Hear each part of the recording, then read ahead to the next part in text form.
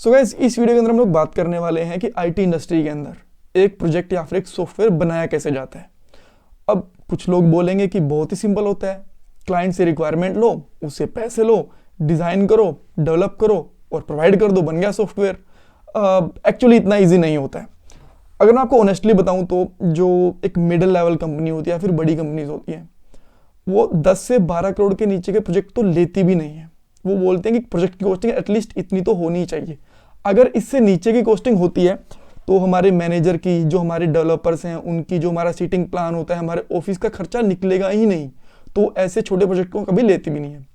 सो जो छोटी कंपनीज होती हैं, बेसिकली जो 10-12 लोग इसके अंदर काम करते हैं या फिर छोटे सिटीज़ के अंदर है, वो 2-4 लाख के प्रोजेक्ट कर लेती हैं और वो बड़े सिंपल होते हैं। उनके अंदर ऐसा ही होता है कि बोल देते हैं कि ठीक है, 1-2 महीने के अंदर प्रोजेक्ट की डिलीवरी दे देंगे, रिक्वायरमेंट बता दो, डिज़ाइन बता दो, फिक्स है कि नहीं है, डेवलप कर देंगे, बाद में टेस्टिंग करके प्रोजेक्ट दे देंगे, आप लोग ले लेना। बट अच्छी कंपनीज के अंदर इतना सिंपल नहीं होता। और जब आप फ्रेशर होते हो या फिर आप किसी छोटी कंपनी में काम कर रहे होते हो, आपको एक्चुअल प्रोफेशनल इन्वायरमेंट का पता नहीं होता, तब सही में हमें आइडिया होना चाहिए कि एक प्रोजेक्ट के लिए क्या लाइफ साइकिल बनती है। अब लाइफ साइकिल के अंदर ऐसी चीज़ नहीं है जो हम लोग कॉलेज में पढ़ते हैं कि रिक्वायरमेंट गैदर करो, एनालिसिस करो, डिज़ाइन, डेवलप, टेस्ट, मेंटेनेंस। ये नहीं, ये मैं आपको सही बताऊं तो 5% है एक प्रोजेक्ट के बनने का। प्रोजेक्ट की कॉस्टिंग कैसे होती है, टेक्नोलॉजी कैसे डिसाइड होती है, कितने एक्सपीरियंस वाले लोग काम करेंगे प्रोजेक्ट के अंदर, मैनेजर कितनी चाहिए, एक मैनेजर भी हो जाता है, कई बार 2 मैनेजर भी हो जाते हैं, कितने टीएल चाहिए। टीएल ऐसा नहीं होता कि अगर एक टीम के अंदर 50 लोग हैं तो 50 लोग के ऊपर एक ही टीएल होता है। कई बार 10-10 लोग टीएल लेते हैं, 10 लोगों के ऊपर एक टीएल रखा जाता है, कई बार 5-5 के ऊपर भी रखा जाता है। टेस्टिंग के बंदे कितने चाहिए, कितने दिन के अंदर प्रोजेक्ट हमें डिलीवर करना है, ये सारी चीज़ें इस वीडियो के अंदर हम लोग डिटेल के अंदर बात देखेंगे। बट सबसे पहले ये चीज़ें इंपॉर्टेंट क्यों होती हैं, ये डिस्कस करते हैं। अगर हम लोग एज ए एम्प्लॉय या फिर जो फ्रेशर होते हैं, हम लोग जो कंपनीज के अंदर काम करने वाले हैं, उनके हिसाब से देखें तो हमें पता तो होना चाहिए कि हम लोग किस इन्वायरमेंट में जाने वाले हैं, क्या हमें काम करना होता है, क्या हमसे एक्सपेक्टेशंस होती हैं, राइट। और अगर कोई हमसे पूछ ले इंटरव्यूज़ के अंदर कि क्या एक्सपेक्ट करते हो, आपको किस तरीके के प्रोजेक्ट मिलेंगे, हमें थोड़ा बहुत आइडिया तो होना चाहिए, राइट। और अगर एक मैं जो एम्प्लॉय काम कर रहा है, एक मैनेजर काम कर रहा है, उसके लिए क्यों ज़रूरत होती है एक प्रोजेक्ट के इस तरीके के एस्टिमेशन की, और प्रोजेक्ट कैसे बनता है, बेसिकली प्रोजेक्ट कैसे बनता है, इसको हम लोग प्रोजेक्ट मैनेजमेंट के अंदर लेते हैं। तो उनको क्यों ये चीज़ें पता होनी चाहिए, ताकि वो एक एग्जैक्ट कोस्टिंग, क्योंकि जब एक प्रोजेक्ट बनता है तो उसको एक कोस्टिंग पता होनी चाहिए कि वो कितने के अंदर बनेगा। हम लोग अगर मुंह उठा के डायरेक्टली बोल दें कि हम लोग 20 करोड़ के अंदर बना देंगे और बाद में उस प्रोजेक्ट की कोस्टिंग, इतना ज़्यादा लंबा प्रोजेक्ट चल जाए कि सैलरी देनी ही मुश्किल हो जाए और वो 40 करोड़ के अंदर पहुंच जाए, तो सो ये कैसे मैनेज होता है। सबसे पहले प्रोजेक्ट की कॉस्टिंग डिसाइड की जाती है। कॉस्टिंग के लिए रिक्वायरमेंट देखी जाती है। अब रिक्वायरमेंट के लिए कौन कौन रिक्वायरमेंट पे होता है, एक तो होते हैं बिजनेस डेवलपर। ये एक प्रोफाइल होती है हर एक आईटी कंपनी के अंदर। छोटी कंपनी के अंदर चाहे ना हो, जिसके अंदर भी आपको 30-40 डेवलपर दिखेंगे या फिर उससे ज़्यादा डेवलपर दिखेंगे, वहाँ पे आपको एटलीस्ट एक बिजनेस डेवलपर तो मिलेगा ही मिलेगा। बाकी जितनी बड़ी कंपनी होती है उसके हिसाब से बढ़ते रहते हैं। बिजनेस डेवलपर, एक मैनेजर और एक प्रोजेक्ट आर्किटेक्चर। जो प्रोजेक्ट आर्किटेक्चर कह लो या फिर कोई सीनियर मेंबर कह लो, जिसको एटलीस्ट 10-12 साल का आईटी इंडस्ट्री के अंदर एक्सपीरियंस है, वो रिक्वायरमेंट देख के बता पाएगी एस्टिमेटन इतना टाइम लग सकता है, इसके अंदर 2 महीने लगेंगे, 4 महीने लगेंगे या फिर 1 साल लगेगा, राइट। उसके बाद में प्रोजेक्ट की कॉस्टिंग के ऊपर नेगोशिएशन होती है। प्रोजेक्ट हमेशा ऐसा नहीं बनाया जाता कि हम लोग ठीक है, हम लोग 1 महीने में या फिर 1 साल के अंदर डिलीवर कर देंगे। प्रोजेक्ट हमेशा आवरली काउंट होता है कि कितने घंटे के अंदर हम लोग एक प्रोजेक्ट बना सकते हैं। अगर एक नॉर्मल छोटे से छोटा प्रोजेक्ट भी है तो उसके अंदर भी मान लीजिए कि 10,000 घंटे तो लग ही जाते हैं प्रोजेक्ट के अंदर, ठीक है। अब 10,000 को किस तरीके से कैलकुलेट करोगे आप? 10,000 घंटे के अंदर ये माना जाता है कि हर एक डेवलपर डेली 8 घंटे काम करता है। अगर हम लोग 10 डेवलपर लगा दें तो कितने दिन में काम कर पाएंगे, बिकॉज हर एक डेवलपर 8 घंटे में काम करता है, और 10 डेवलपर लगा दे तो 1,000 तो वैसे ही हो गए, और बाद में वो 10,000 घंटे वाला 125 दिन में कंप्लीट हो जाएगा, बिकॉज हर एक डेवलपर 8-8 घंटे काम करेगा। इस तरीके से कैलकुलेट होता है। बाद में हर एक घंटे के कितने रुपए लिए जाएंगे ये डिसाइड होता है। अब ये थोड़ा सा ट्रिकी होता है।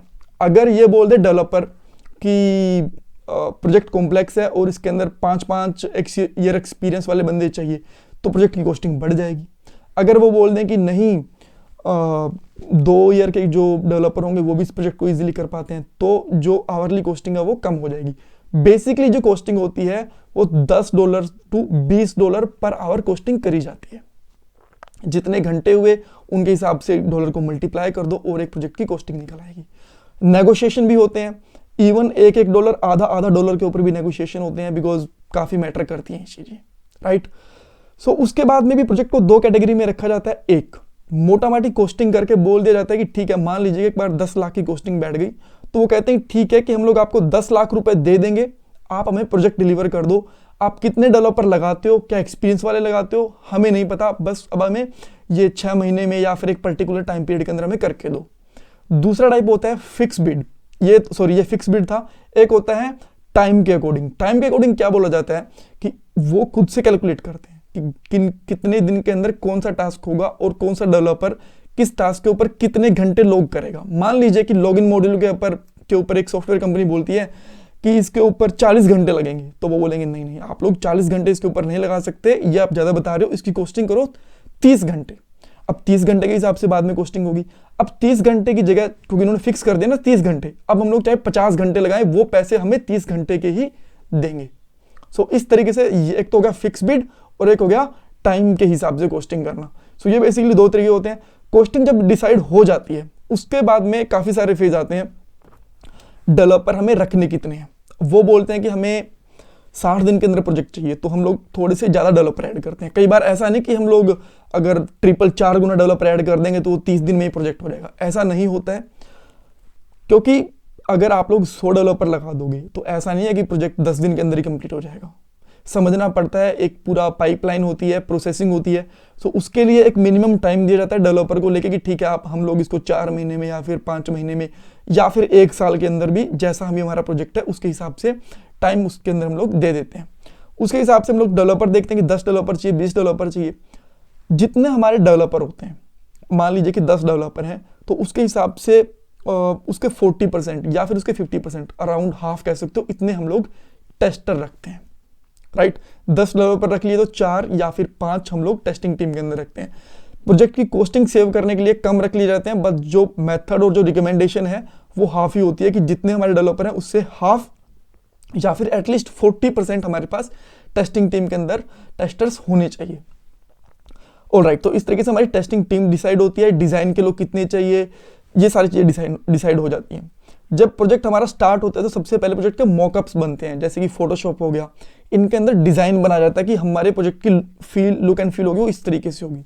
जब वो क्लाइंट अप्रूव कर दिया जाता है, क्लाइंट उनको अप्रूव कर देता है, उसके बाद में होता है डीबी डिज़ाइन। जी हाँ, डेटाबेस का डिज़ाइन भी होता है।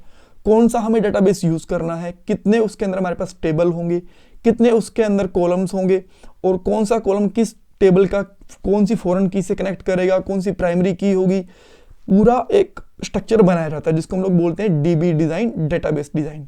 डेटाबेस डिज़ाइन करने के बाद हमारी टेक्नोलॉजी डिसाइड होती है फ्रंट एंड बैक एंड की। बाद में एपीआईज बनती हैं। एपीआई बनने के बाद उनको फ्रंट एंड से कनेक्ट करने के लिए हमारे मॉकअप्स बनते हैं, फ्रंट एंड के मॉकअप्स बनते हैं, जिनका जो पहले हमने फोटोशॉप के अंदर बनाए थे उनको हम लोग HTML CSS के अंदर बनाते हैं।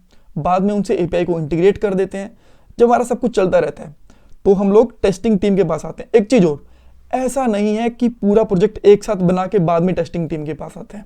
ये पहले होता था 10-15 साल पहले, बट जो हम लोग जिसको बोलते थे वाटरफॉल मॉडल, पहले रिक्वायरमेंट गैदर होगी, बाद में एनालिसिस होगी, बाद में पूरा डिज़ाइन होगा, पूरे डिज़ाइन होने के बाद में हम लोग डेवलपमेंट में जाएंगे, पूरे डेवलपमेंट होने के बाद में टेस्टिंग में जाएंगे। अब क्या होता है, प्रोजेक्ट को स्प्रिंट्स में डिवाइड कर दिया जाता है। स्प्रिंट क्या होती है, एक स्पेसिफिक टाइम पीरियड होता है 2 to 3 वीक का।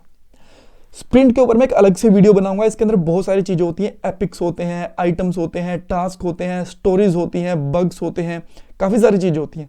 बट अभी के लिए मान लो कि स्प्रिंट के अंदर हम लोग फीचर्स बता देते हैं कि 15, मान लीजिए कि हमने 2 वीक की स्प्रिंट बनाई, 2 वीक का एक पार्ट बनाया, उसमें लोग टारगेट करते हैं कि इतना काम हम लोग करेंगे और ये डेवलपर इस वाले काम को फोकस करेगा। एक डेवलपर मान लीजिए लॉगिन करेगा, एक साइन अप करेगा, एक लिस्टिंग बनाएगा, एक डिजाइनिंग करेगा, इस तरीके से एक एपीआई बना रहा होगा, एक डेटाबेस से कनेक्शन कर रहा होगा। इस तरीके से हर एक डेवलपर का हम लोग रोल डिफाइन कर देते हैं। उसके करने के बाद में जब जैसे ही हमारे 15 दिन का डिज़ाइन रेडी हुआ, उसके अंदर उसका डेवलपमेंट हो गया, उसकी टेस्टिंग हो गई।